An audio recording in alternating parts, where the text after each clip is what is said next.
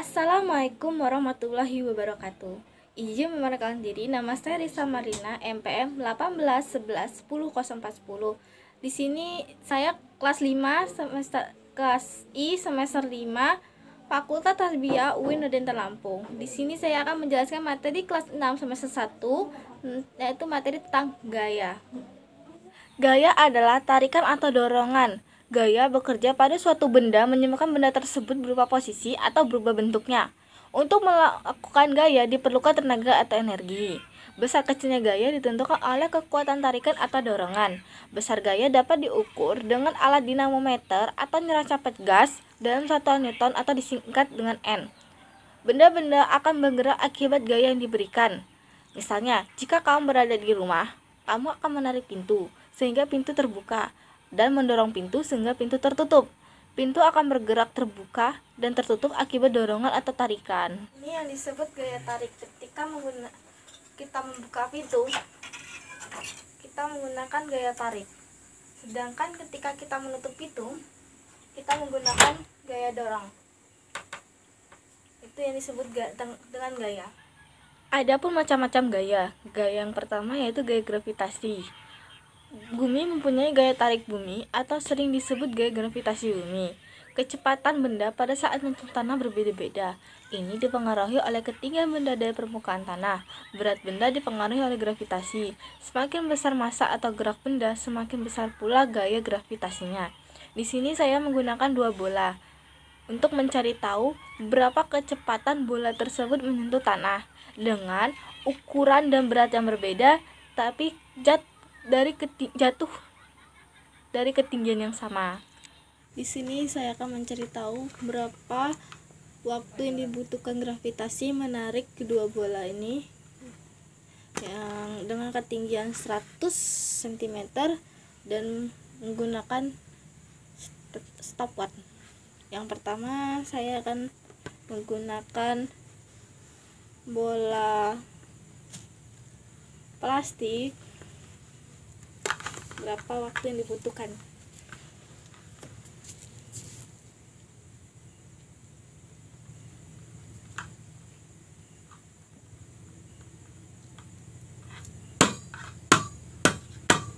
Waktu yang dibutuhkan bola plastik untuk jatuh ke bawah yaitu 48 sekon. Yang kedua yaitu bola plastik.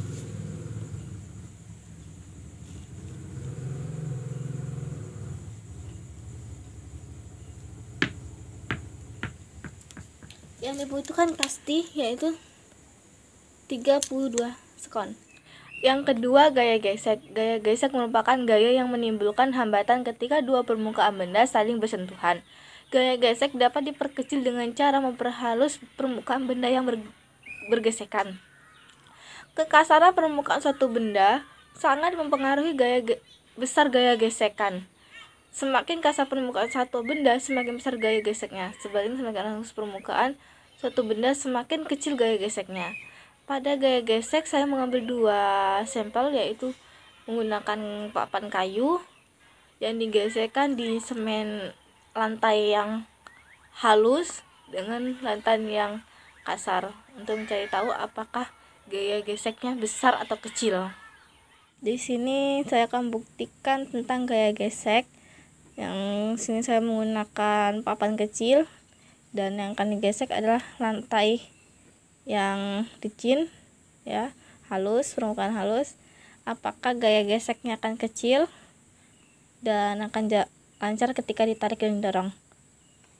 Terbukti gaya gesekannya kecil dan ketika didorong sangat lancar dan ketika ditarik juga sangat lancar.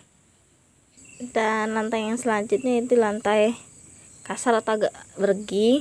Bagaimana ketika digesekkan, apa akan sangat keras suara gesekannya? Terbukti suaranya sangat keras suara gesekannya, dan ketika didorong sangat susah, ketika ditarik juga sangat susah. Terbukti semakin halus permukaan gesekan akan semakin kecil suara gesekan dan semakin mudah benda itu digerakkan. Adapun gaya yang ketiga yaitu gaya magnet. Magnet atau besi berani adalah benda yang dapat menarik jenis logam tertentu yang terbuat dari besi, baja, atau nikel. Magnet memiliki gaya tarik yaitu gaya magnet. Semua benda yang dapat ditarik oleh magnet disebut dengan magnetis. Sedangkan benda yang tidak dapat ditarik magnet disebut non-magnetis. Beberapa peralatan yang sistem kerjanya memanfaatkan gaya magnet adalah kompas, dinamo sepeda, speaker, dan kipas angin. Dan di sini saya akan menggunakan besi berani untuk menjelaskan tentang magnet memiliki gaya bentuk tarik. Gaya tarik magnet dapat menembus benda. Magnet mempunyai dua kutub. Magnet memiliki gaya tolak dan gaya tarik magnet, media magnet, dan cara membuat magnet sementara. Baiknya di sini saya akan praktek tentang gaya magnet. Yang pertama, magnet memiliki gaya tarik. Di sini saya menggunakan jepit rambut besi ya. Apakah akan tertarik? Ya, terbukti tertarik. Dan kedua, gaya tarik magnet dapat menembus benda. Benda yang pertama, saya pakai kaca. Saya taruh tadi besi jepit rambut besinya ya, dan tariknya dan bisa digerakin tuh, nggak jatuh tuh. Benda yang kedua, saya gunakan buku tapi tidak terlalu tebal ya. Apakah buku ini masih bisa menembus gaya tariknya? Oke. Tuh dia tuh masih tertarik oleh magnet. Dan benda yang ketiga tetap buku lagi tapi dengan ketebalan yang berbeda. Apakah masih ada gaya tarikannya? Masih ada ya, masih ada gaya tarikannya, tapi mulai melemah karena mulai tebalnya, tapi masih ada tuh ya, tapi tidak terlalu kuat dengan benda-benda yang tipis tadi. Dan yang ketiga, magnet punya dua kutub ya, kutub utara misalnya, ini kan dua ya, misalnya ini kutub utara, ini kutub selatan misalnya, atau ini. Karena saya pakai magnet biasa ya, enggak yang tidak berwarna, yang tidak ada kutub utara dan timur ya. Ini magnet memiliki gaya tolak dan gaya tarik magnet. Di sini saya punya dua magnet. Yang pertama, kita menggunakan ini magnet misalnya dua kutub yang berbeda, ketika disatukan itu melakukan gaya tolak ya, tuh susah ya tangan satu untuk disatukan karena dia merupakan kutub yang sama, makanya dia saling tolak.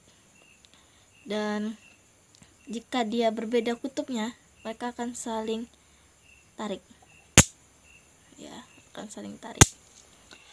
Adapun yang kelima yaitu medan magnet adalah daerah yang dipengaruhi gaya tarik magnet. Contohnya di sini saya menggunakan kaca bening, ada taburan besi ya, pasir besi itu. Gimana nih kita medannya, bentuknya bisa kita tarik-tarik juga tuh. Nah, bisa kita bawa kemana aja. Ini disebut dengan medan magnet.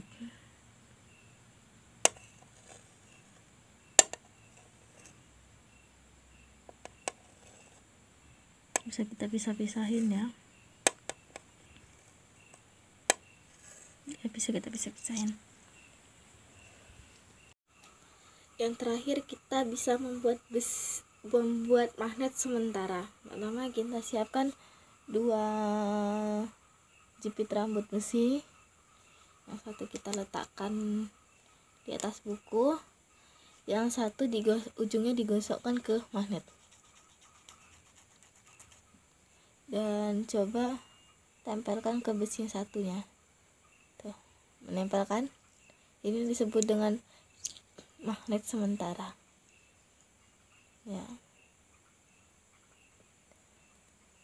Tuh, lama ya masanya itu. Adapun gaya yang keempat yaitu gaya pegas, merupakan gaya yang dihasilkan dari pegas atau karet yang terenggang. Di sini saya menggunakan dua sampel untuk menjelaskan. Yang pertama saya menggunakan di situ bagaimana benda yang dipantulkan, dan kedua saya menggunakan ketapel yaitu karet yang terenggang. Ini saya akan memberitahu apa itu gaya pegas. Di sini saya menggunakan dan mainan kecil karena yang saya gunakan kecil.